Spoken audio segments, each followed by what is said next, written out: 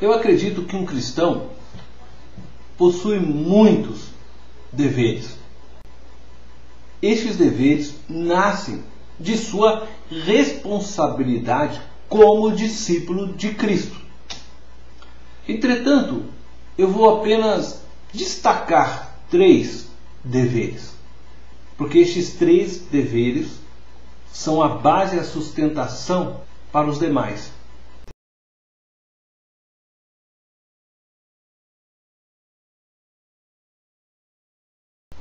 Primeiro, orar.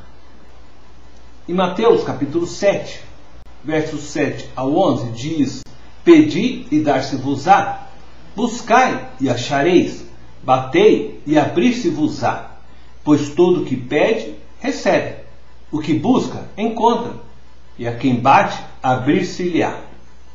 A ênfase dessas palavras é que o pedinte nunca deve cansar-se de pedir, de buscar, de bater a porta. Deve ser persistente na apresentação dos seus pedidos ao trono da graça, pois é o peticionário persistente que terá respondidas as suas orações. Ora, se vós, que sois maus, sabeis dar boas dádivas aos vossos filhos, quanto mais vosso Pai, que está nos céus, dará boas coisas aos que lhe pedirem. Mateus capítulo 7, verso 11. O que seriam boas coisas? Estas dádivas do Pai são as coisas que Jesus tinha descrito como necessárias para os discípulos: retidão, sinceridade, pureza, humildade e sabedoria. Os que conhecem sua própria necessidade pedirão a Deus por elas. Boas coisas não significa uma casa na praia, casa de campo, um carro 0 quilômetro. A oração, ela é a expressão da nossa relação com Deus. Essa relação deve ser de confiança e intimidade, como a de um filho para com seu pai. Contudo, isto não significa que deve ser feita sem reverência. Não devemos nunca nos esquecer de que somos criaturas e estamos falando com o Criador. João, capítulo 14, verso 13, está escrito: E tudo quanto pedirdes em meu nome, isso farei, a fim de que o Pai seja glorificado no Filho. Isto não garante que Deus fará tudo o que pedirmos só pelo fato de adicionarmos à nossa oração as palavras em nome de Jesus. Orar em nome de Jesus é identificar-se com os propósitos de Cristo. Então, tudo quanto eu pedir em nome dele, que está identificado com a vontade dele, será respondido. Aqueles que não obtêm aquilo que pedem frequentemente são surpreendidos por uma resposta diferente, porém melhor. O não é, às vezes, a melhor resposta de Deus para nós.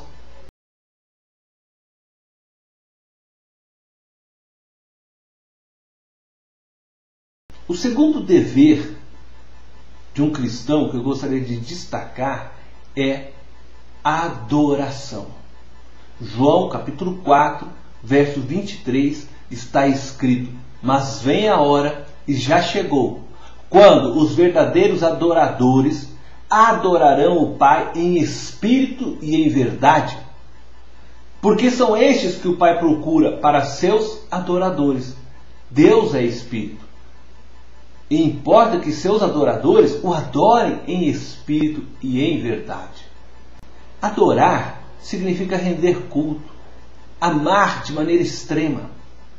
Deus busca pessoas que o adorem em espírito e em verdade. A ideia básica do conceito de adoração é o reconhecimento do valor do objeto adorado. Devemos reconhecer em espírito, em contraste com os meios materiais. Na melhor das hipóteses, podem ser um instrumento para um culto verdadeiro e nunca poderiam pertencer à essência de um culto. E devemos adorar também em verdade. Isso significa em contraste com o erro, com a falsidade. Uma devoção sincera, de coração, em qualquer lugar e hora, é indispensável para quem quiser oferecer a Deus adoração que Ele aceite. Devemos, portanto, reconhecer em espírito e em verdade o valor de Deus. Deus é espírito, não somente um espírito entre outros, mas o próprio Deus é espírito puro e santo. E por isso o culto no qual Ele tem prazer é espiritual.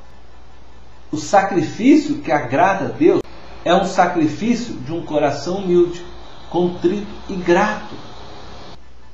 O valor de um sacrifício não está no objeto sacrificado, mas da forma com que o objeto é sacrificado. Mas eu quero lembrar que hoje nós não precisamos mais fazer sacrifícios de nenhuma vida, porque Cristo foi o Cordeiro sacrificado pelo próprio Deus para pagar preço do pecado, suficiente.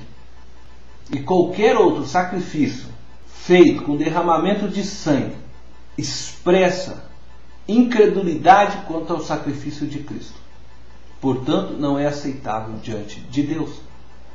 Marcos capítulo 12, versículo 30 nos convida: amarás, pois, o Senhor teu Deus de todo o teu coração, de toda a tua alma, de todo o teu entendimento e de toda a tua força.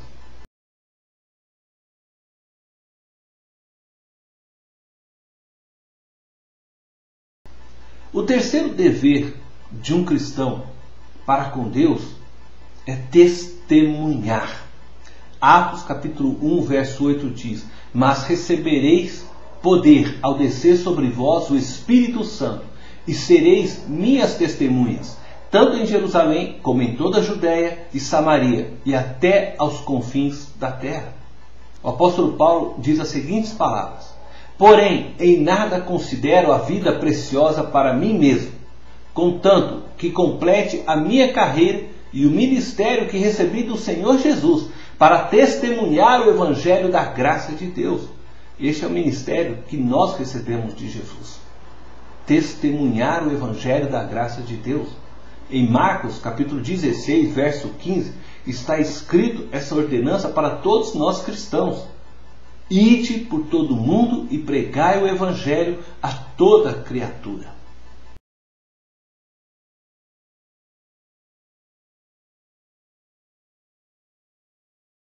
Devemos nos preocupar com nossos deveres, mais do que nos preocupamos com os nossos privilégios,